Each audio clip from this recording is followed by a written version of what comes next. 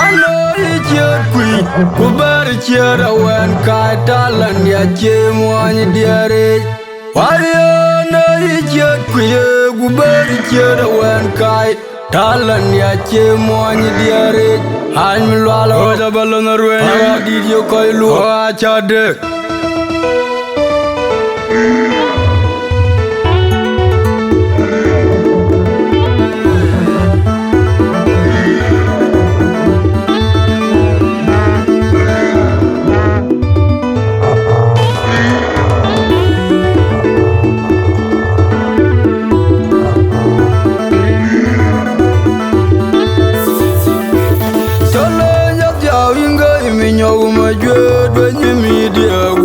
Dia galoi diari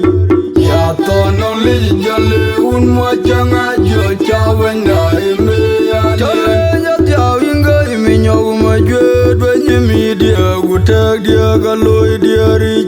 ya tono le jale un mo changa jo chawenda ime ya lien ya bayam di kejom ya warbi ogana ngayenga upantu ngakon kiri maya jalda dira muran yake ya bayam di kejom ya warbi ogana ngayenga upantu ngakon kiri maya jalda dira muran yake ogani kwer lobi woni chol mwanga jonga koi han madolin mayan jogdan monyud akwai ding na ukol marekato ariada jako jukoti kwa koi wato jale boda yinga ule kanyi kwer lobi woni chol mwanga jonga koi han madolin mayan jogdan monyud akwai ding na ukol marekato ariada jako jukoti kwa koi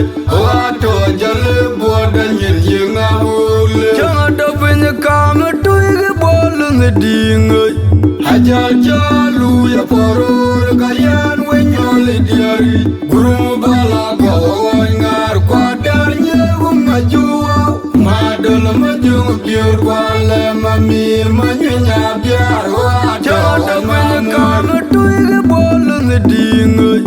Ajal jalu ya porur kayan wenyole diari Guru bala gawai ngar kwadarnya umajua Madal majung biur wale mamir manyunya biar Wajada namuan Guru car paya jodoh ngomcian Adol buoluai support yang ud Wakanyuan ya kui Adem ya diubaya jil kuai road Ton kondo jari janga cuain Makwani nyong agan Manyanya bunga jan Kulwali lila yubayo kumachadin muat Nom dia kata ngamaten Kiwa gini jar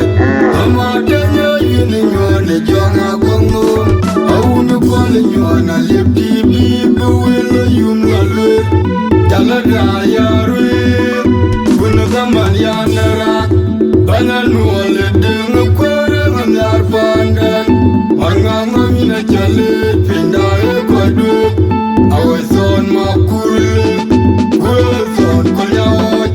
Ayanda kupalwet kwa nwany Nom maju Anong penye luwa miel Denga gun maju Kuala kura Hoj makuriak Jabyon yuto yom chir Uni jorwa Ane pyo jangwen Wede tui lagam Nuam tinda Kejaya garang kubukum Garang ayi ya lobay Benji tija maburgun Son maja kunyin lum Awada wena good for a life Kedua koirir Hachanga ngagilbay Lendi da jokunga Kun macar bay Jodoh ngomcian Adol buoluai support yang ud Wakanyuan ya kui Adem ya diubaya Jil kuai road Ton kondo jari Janga cuain Makwani nyong agan Manyanya bunga jan Kulwali lila yubayo kumachadin muat Nom dia kata ngomaten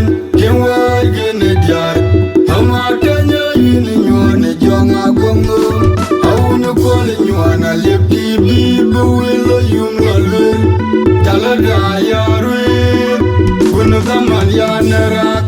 Bananwale deng kwere nganyar pandan Manganga mina chale pinda ekwadu Aweson makurle Kweson kunyawot Ayanda kupalwet kwa nwany no maju Anong penye luwa miel denga kun majung kwa lukura Hoy makuriyat Jabyor nyuto yom chir Unijwarwa ane pyo jangwen Wede tui lagam nuam tinda kejaya garang kubukum Garang ayi yalo bay Benji tija maburgul Son maja kaunye nalo Awada wena good for a light Kedua koirir Majanga ngagal ba Lendi da jokung ade Rogi lala denlu Ajay denlu Rogi lala denlu Ajay denlu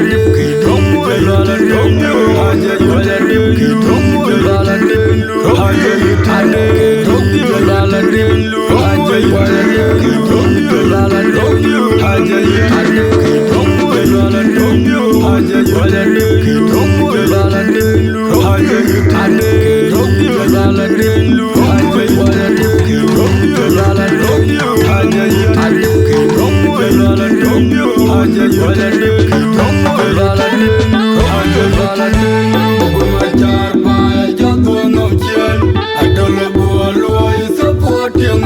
Wakanyo na yakui Abeng ya diuba jil kwairo ton kondo jare changa chuain Makwani nyanga gan Mwanya bumachan Kulwali lela yoba yobu machadi muat Namdia gato ngamaten Kiwa gene jar Amaten ya yini nywane jonga bongo Aunu kwali nywana lepti bibu wila yungalwe Talada yarwe Bunu gaman yanarak Bananwale dengu kwere nganyar pandan Manganga mina chale pinda ekwadu Aweson makurle Kweson kunyawot Ayanda kupalwet kwa nwany no maju Anong penye luwa miel denga kun majung kwa lukura Hoy makuriyat Jabyor nyuto yom chir Unijwarwa ane pyo jangwen Wede tui lagam nuam tinda kejaya garang kubukum Garang ayi yalo bay Benji tija maburgul Son maja kaunye nilo Awada wena good for a light Kedua koirir Majanga ngagal bay Lendi da jokungot Kun machar bay Joto ngom chen Adolo bualoi support yang ut Wakanyo na yakui Abeng ya diuba jil kwairo Ton kondo jare changa chuain Makwani nyonga gan Mwanya bunga chan Kulwali lela yoba yobu machadi muat Namdia gato ngamaten Kiwa gene jar Ngamaten ya yini nywane jonga bongo Aunu kwali nywana lepti bibu wila yungalwe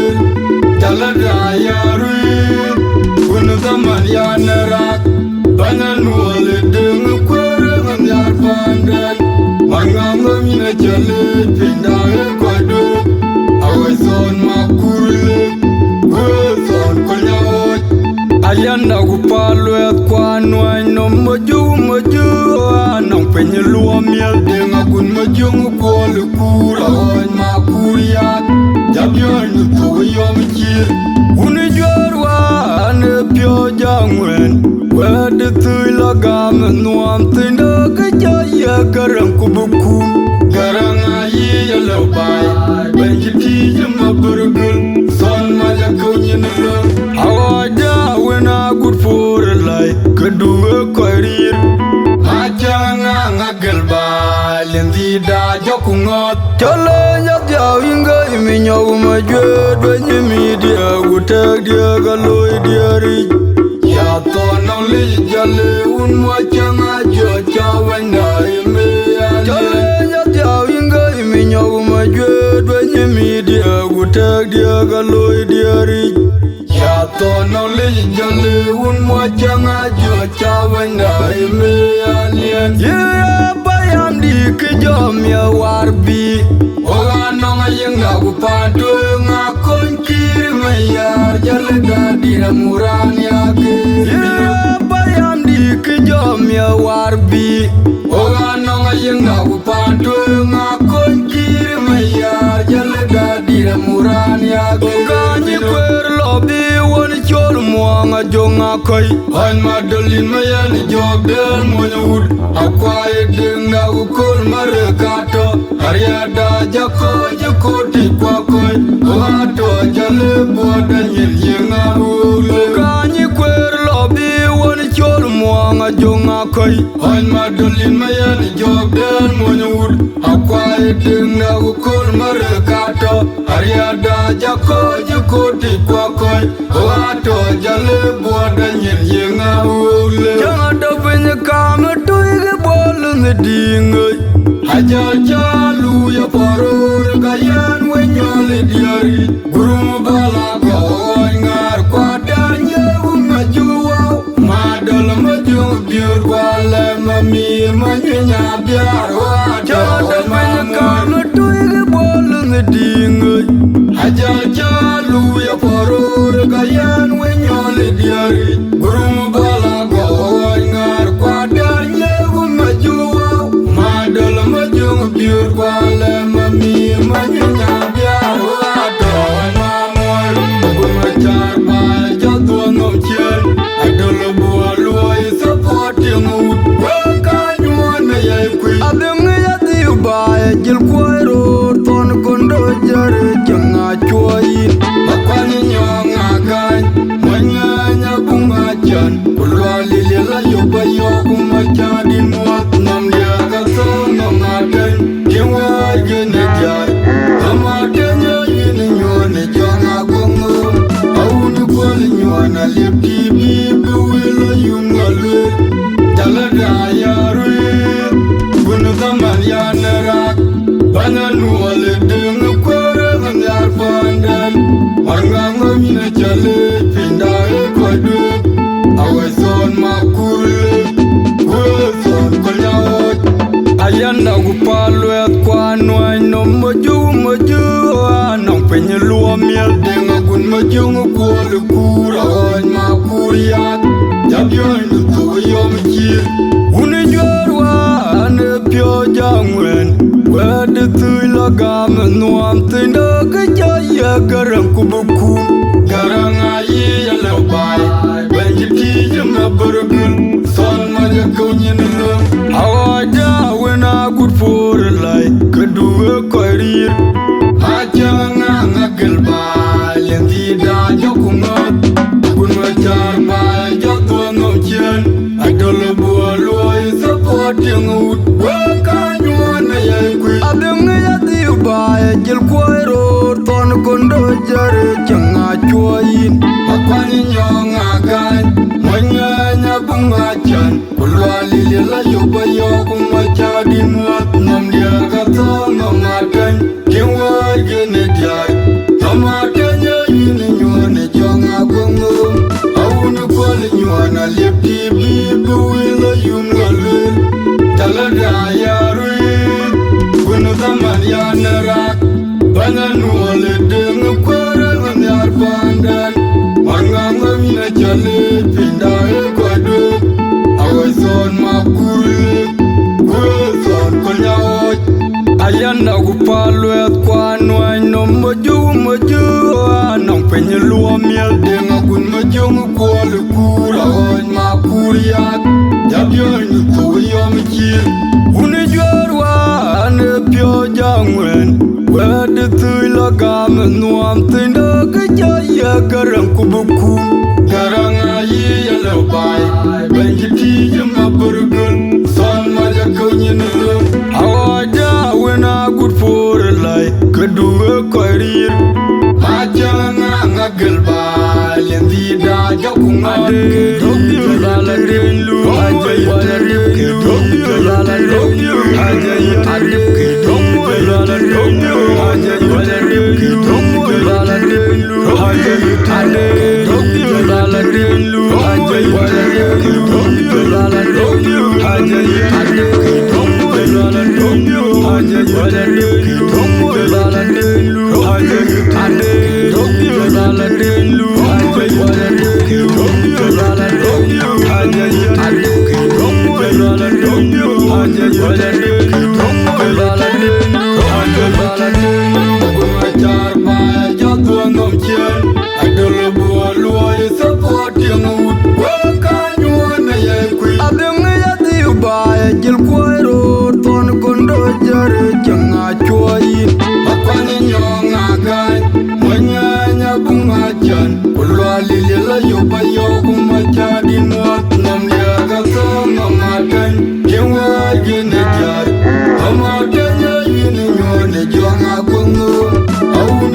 nyona lepti bi buwilo yumlolwe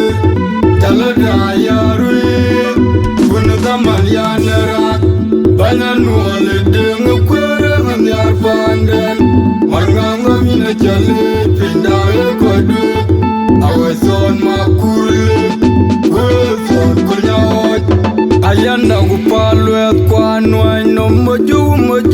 anong penye luo miel denga kun moju ngukolu kura hoj makuriyat jabyon nutu yom chir uni jorwa ane pyo jangwen wede tui lagam nuam tinda kejaya garang kubukum garang ayi yalo bay benjiti jama burgun son maja kaunya nulung awada wena good for life kedua koirir achanga ngagal bay lendi da jokunga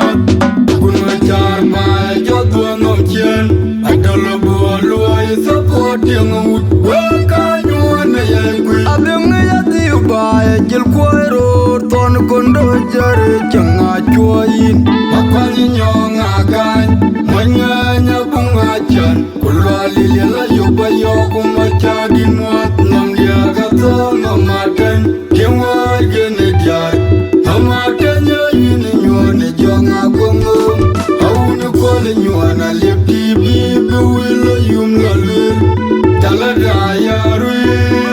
bunu damal yanara bana nuole deng kwere nganyar panden warnganga mina chale pindawe kodu aweson makule weson kunyawot ayanda kupalwe kwa nwany no moju